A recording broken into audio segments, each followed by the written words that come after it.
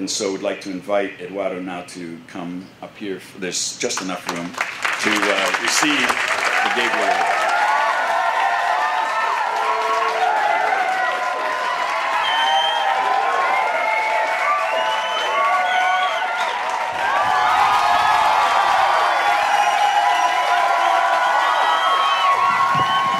Well, thank you. Thank you so much, Father. Thank you for all your words, kind words. I don't know what to say now, but I'm very grateful to be here with all of you, and thank you to the Academy for this award. Well, first of all, I just want to say that I'm very grateful to this country for opening the door to my dreams. God bless this wonderful nation that has changed my life. Even though I grew up Catholic, my Catholic faith was not the center of my life. Not because I didn't want to, but because I didn't know my faith very well. How can you love what you don't know? So I thought I was a great Catholic because I was going to Mass once a year, on Christmas. And anyway, I thought I was a great Catholic because, you know, I told my friends, you know, as long as you don't kill anybody and you don't steal banks, I mean, we're okay. You know, I mean, we're not perfect, but, you know, we're doing our best, and somehow you justify yourself, and out of ignorance you end up really living according to other values, especially what the media somehow, you know, tells you through films or television. And I realized that, you know, especially the young people, we live according to the standards of the media, and we have this tendency and this inclination to imitate what we see in film or television. Somebody told me that the average percentage in America, the average percentage in time between parents and children having meaningful conversations every day is only like 6 minutes a day. But in front of the media is more than 8 hours a day. So we know who is educating the youth. It's not parents, neither schools, it's the media. Now there's nothing wrong with the media, because the media is just a mean, that if you use it well, you can make a difference. But if you use the media in a wrong way, you end up poisoning our society. So in my opinion, I was part of that.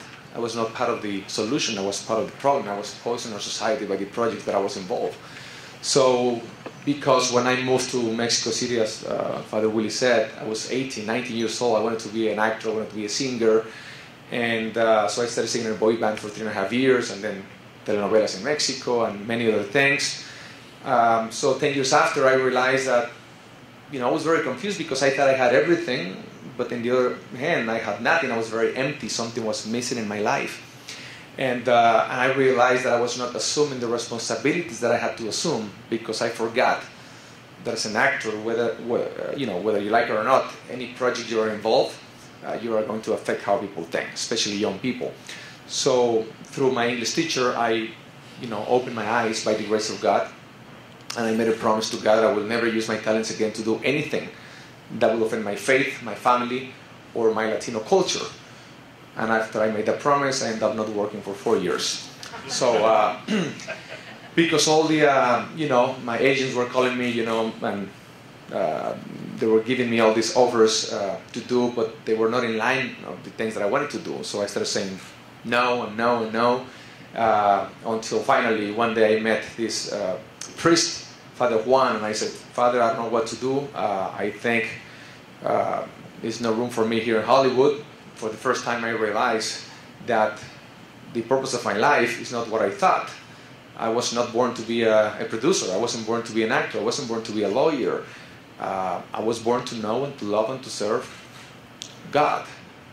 We're all called to be saints, and I'm 28 years old, and I just find out about that. So how in the world am I going to achieve that here in Hollywood? And I feel like, you know, I'm alone here. So I made a decision. I'm going to the jungle in Brazil, in the Amazon, to the jungle to serve for 2 years as a missionary, helping the poor. So maybe that can clean my, you know, all the dirt that I had in my soul for all my, you know, my past.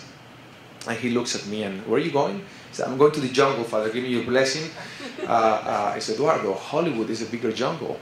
And I thought he was joking. I said, no, I'm serious. I'm going there to serve the poor. He said, Eduardo, there's more poverty here. And I'm not talking about material poverty, but internal poverty.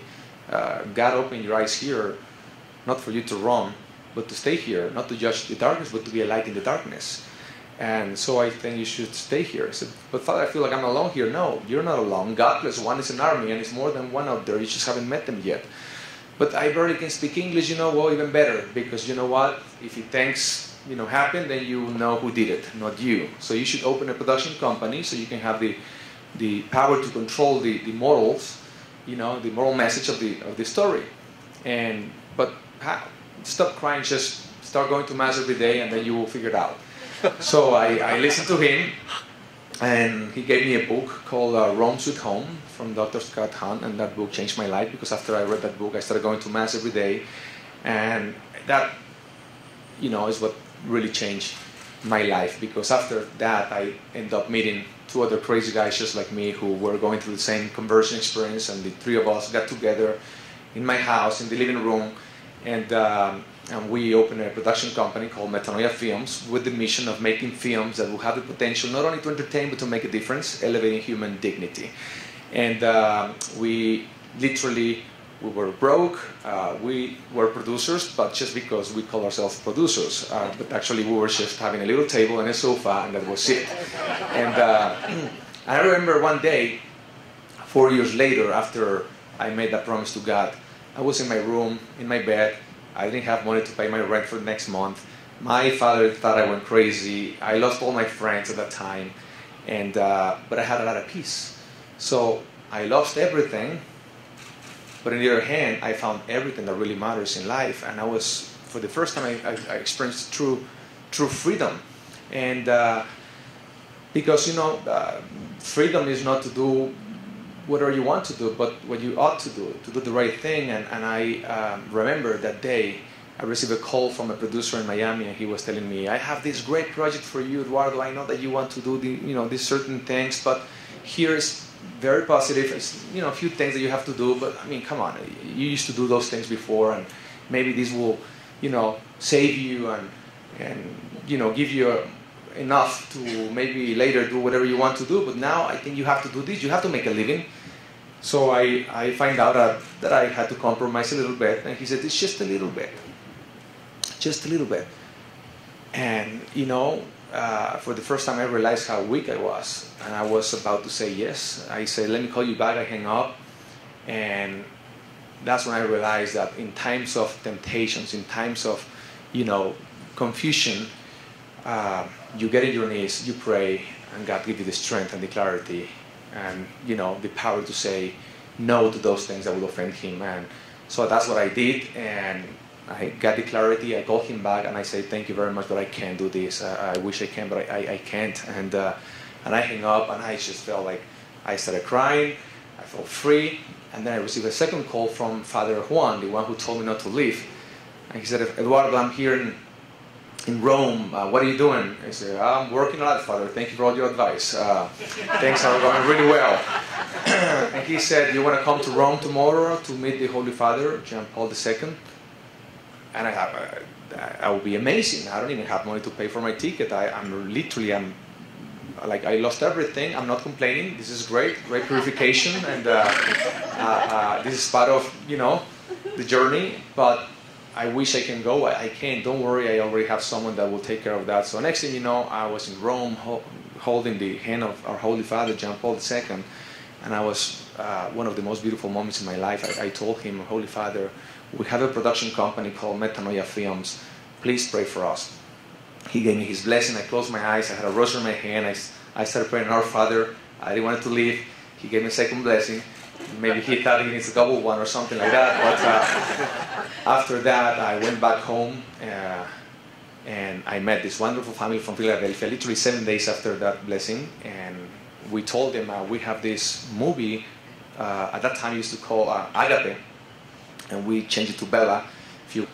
We're just raising money and funds so we can go to New York and film this film. I mean, we believe that maybe with this film we can save maybe at least one baby, if it is the will of God, from being aborted. So they wrote a check, gave it to us, went to New York, 24 days. We filmed this movie. came back to Los Angeles, edited, sent it to Toronto, got in Toronto. 9 days later, the movie wins Toronto. But the best part of Bella for me, was not winning Toronto. I mean, it was great, but the best part of Bella, this little film that has changed the life of so many people, including my own life, is all the emails and letters and phone calls that I receive every day from young women who were pregnant and scheduled to have an abortion. And by the grace of God, after seeing the movie, they changed their mind and kept their babies. And until today, more than 1,000 babies have been saved because of this little film. That's the ones that we know. Only God knows how many more, and I hope thousands more. But even if it would be only one, it would be all worth it, because life is not an accident. Life is sacred. It's a gift from God. And